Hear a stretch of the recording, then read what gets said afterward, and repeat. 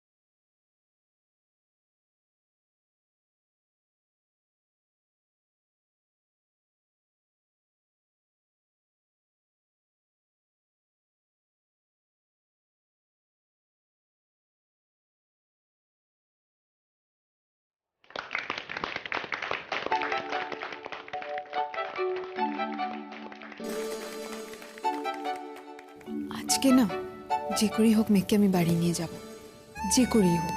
ও এরকম পুজোর সময় পাড়ায় এসেছে, অথচ একবার আমাদের বাড়িতে যাবে না, সেটা হবে না। এখানে অনেক লোকজন আছে, এর মধ্যে যেন কোনো সিন ক্রিয়েট না হয়। এবার একটি প্রচলিত আগমনী গান দিয়ে আমি আমার অনুষ্ঠান শেষ করব।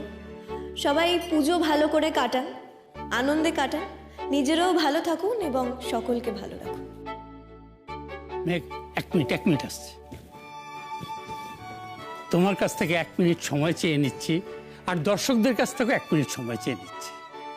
মেঘ, আমি জানি তোমার আজ আরো কয়েকটা অনুষ্ঠান আছে, কিন্তু একবার যখন তোমাকে আমাদের মধ্যে পেয়েইছি, তাহলে তো একটা ছোট সম্বর্ধনা না দিয়ে ছাড়বই না। অনুষ্ঠানের পরে তো তোমার যাবার তাড়া থাকবে, তাই আমি এই সময়টাই বেছে নিলাম। এখন আমরা আমাদের প্রিয় মেঘকে সম্বর্ধনা দিতে চলেছি, তারপরে আমরা একটা বড় চমক দিতে চলেছি মেঘকে এবং আপনাদের।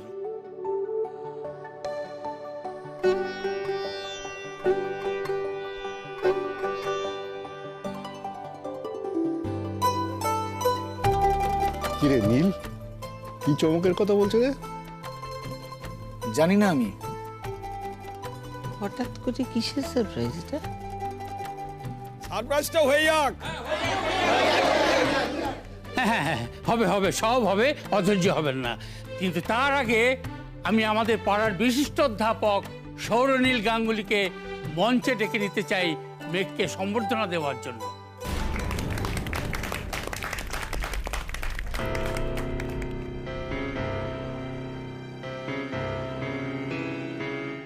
আপনারা অনেকেই হয়তো জানেন যে মেঘ এবং সৌরনীলের মধ্যে সম্পর্কটা, দুটি অসম্ভব গুণী মানুষ, ওরা আসলে স্বামী স্ত্রী এবং আমাদের পাড়ার গর্ব। আমি সৌরনীলকে অনুরোধ করব মঞ্চে আসবার জন্য।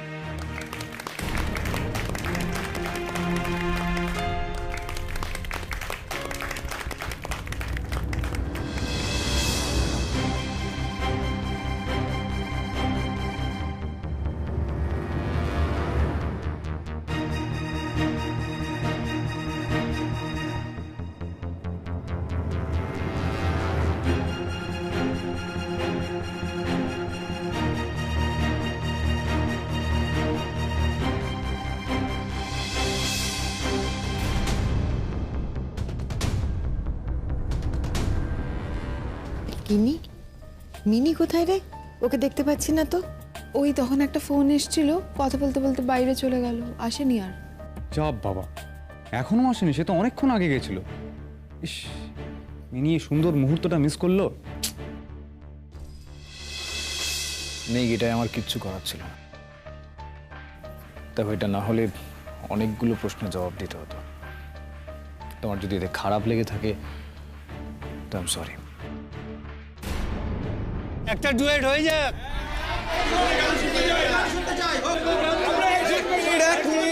আপনারা একটু শান্ত হন। আমি বুঝতে পেরেছি আপনারা দয়া করে একটু শান্ত হন। আমরা অবশ্যই গান শুনব, কিন্তু তার আগে আমরা ডেকে নেব আজকের চমক। আচ্ছা, এই চমক আসার আগে আপনাদের সবার কাছে আমাদের একটি প্রশ্ন আছে। আচ্ছা বলুন তো, মেঘ রায় এই নামটা শুনলেই পাশাপাশি অবধারিতভাবে কার নাম উঠে আসে?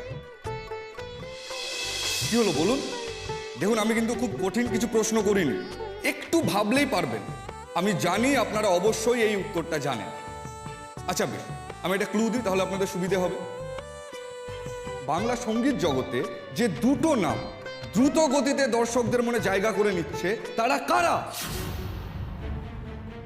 এবার আমরা মঞ্চে ডেকে নিচ্ছি জিষ্ণু সেনকে। জিষ্ণু?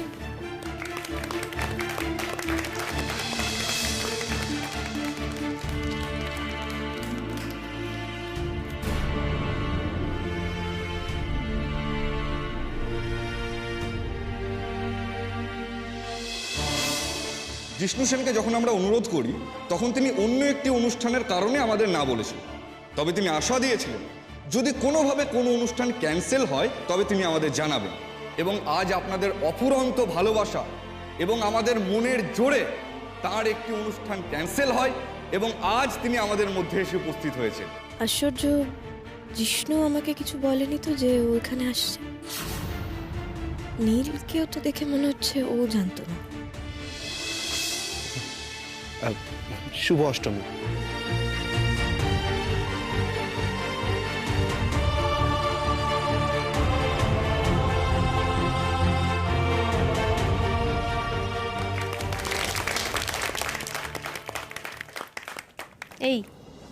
এই ছেলেটার সঙ্গে মেঘকে নিয়ে কি সব বেরিয়েছিল না? শুধু গসিপটা পড়েছেন না? আর দুদিন বাদে ওই একই পেপারে একটা বড় করে ক্ষমা চেয়ে লেখা লিখেছিল, সেটা পড়া হয়নি বোধহয়। গিনি থাম না, ছাড়।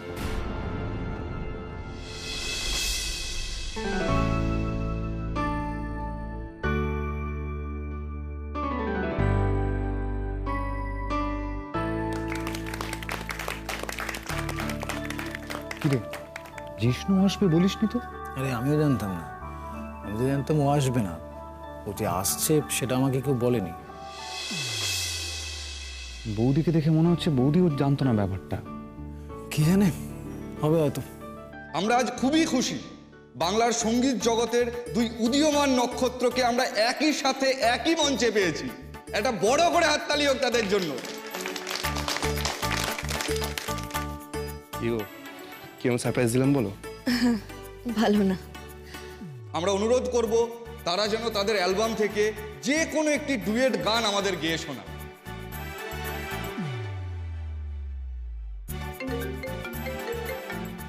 এই লাল, আমি একটু আসছি। হ্যাঁ,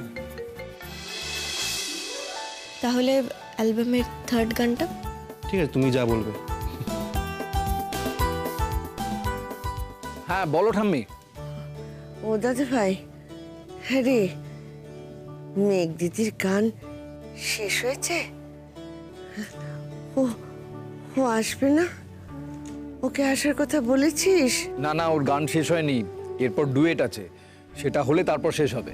ও শোন, ওকে না ভালোভাবে বোঝাবি, মাথা ঠান্ডা করে বুঝিয়ে বলবি।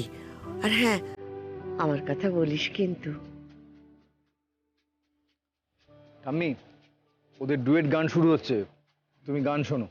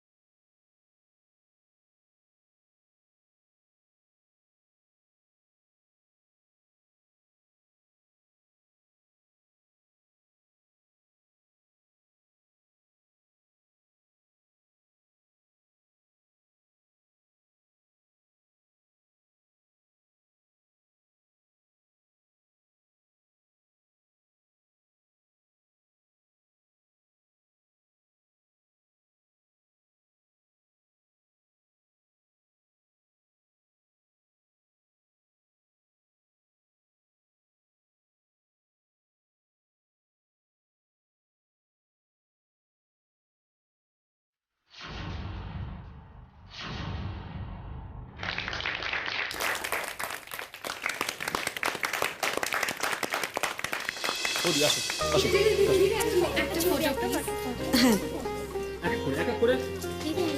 থ্যাংক ইউ তাড়াতাড়ি তাড়াতাড়ি বৌদি একটু ব্যস্ত আছে। হ্যাঁ হয়েছে হয়েছে হয়েছে। Thank you thank you.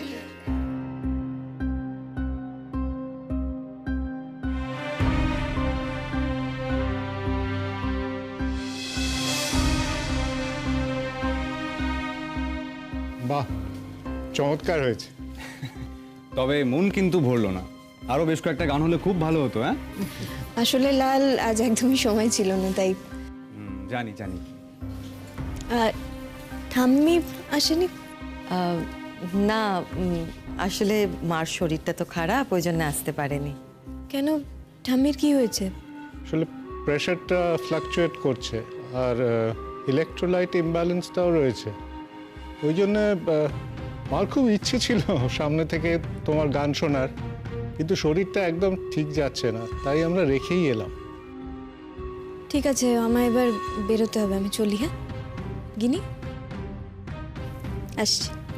আসুন আসুন বৌদি। না, তোমাকে যেতে হবে না, আমি চলে যাবো, এই গাড়ি বাইরেই আছে। ওকে। তুমি একবার ওকে বললে না?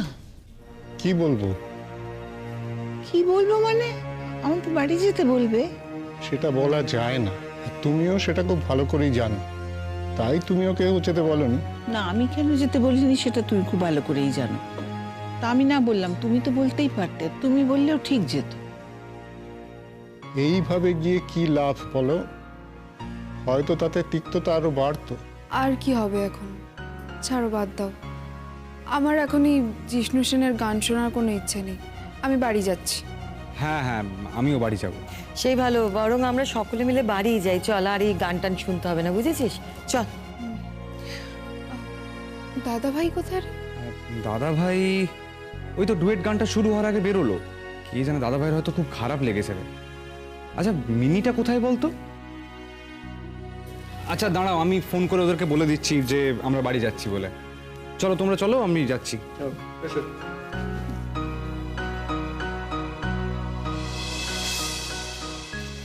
মেঘ, একটা অনুরোধ ছিল। নীল, প্লিজ এমন কোনো অনুরোধ করো না যেটা আমি রাখতে পারবো না। মেঘ, অনুরোধটা আমার নয়, অনুরোধটা ঠাম্মির।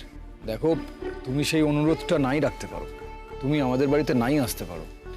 আসলে ঠাম্মি খুব ব্যস্ত হচ্ছিল, এখানে আসবেও ঠিক করেছিল, কিন্তু শরীর পারমিট করে। নীল, তুমি আমাকে যত এভাবে বলবে আমার নিজেকে তত অপরাধী মনে হবে।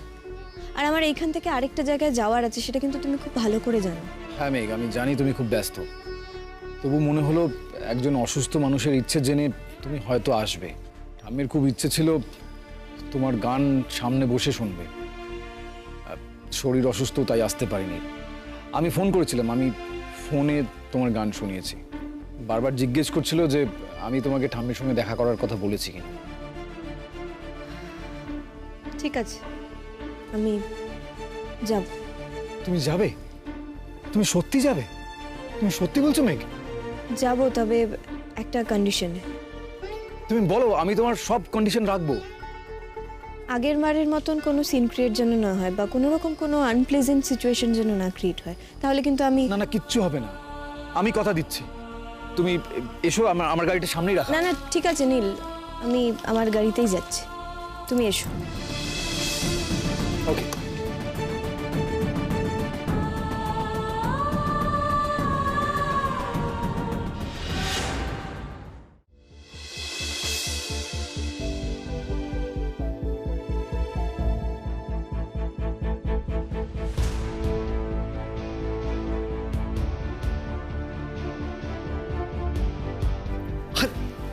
আরে ভেতরে এসো, আরে ভেতরে এসো, এসো। এই এসো এসো এসো এসো মেঘ।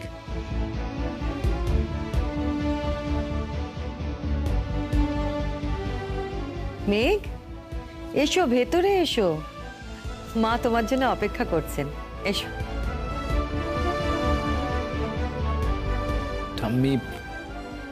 ঠাম্মির ঘরেই আছে।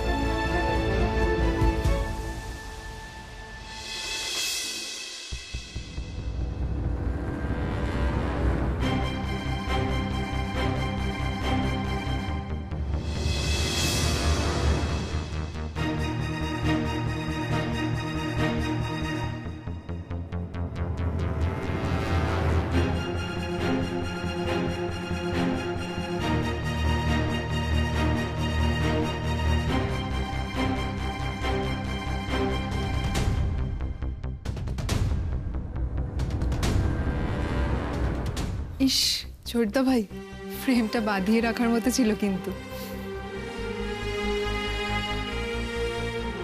দেখলে জেঠিমণি কি সুন্দর দাদাভাই মেঘকে নিয়ে এলো। আমি বলেছিলাম না, দাদাভাই বললে মেঘ কিছুতেই না বলতে পারবে না, মেঘ আসবেই বাড়িতে। এই আশাটা মেঘ কিন্তু এসেছে মায়ের জন্য বেসিক্যালি। ওকে মায়ের কথা বলি তো আনছে, ফোনে নীল বললো না। সে যে জন্যই আসুক বাপি, এসেছে তো মেঘ বাড়িতে। তোমরা সবাই দেখলে না, দাদাভাই পিছন দিক থেকে এসে দাঁড়াতেই মেঘ কি সুন্দর করে তাকালো দাদাভাইয়ের দিকে, কি দারুণ লাগলো। এই দারুণ লাগাটা আমরা কেউ 1 বছর ধরে কেন যে দেখতে পেলাম না। যদি দেখতে পেতাম তাহলে বোধহয় এই দৃশ্যটা আরো অনেক বেশি সুন্দর হতো। হ্যাঁ রে ছোট,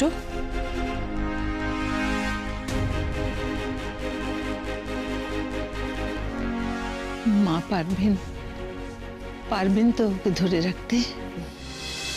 দিদি ভাই, পারলে মাই পারবেন ওকে ধরে রাখতে। আমি তো মা দুর্গার কাছে প্রার্থনা করেছি যাতে মা পারেন।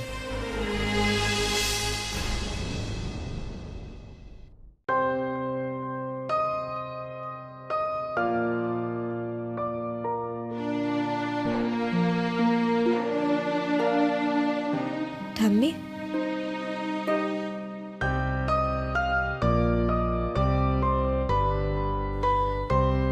ভাই হায়,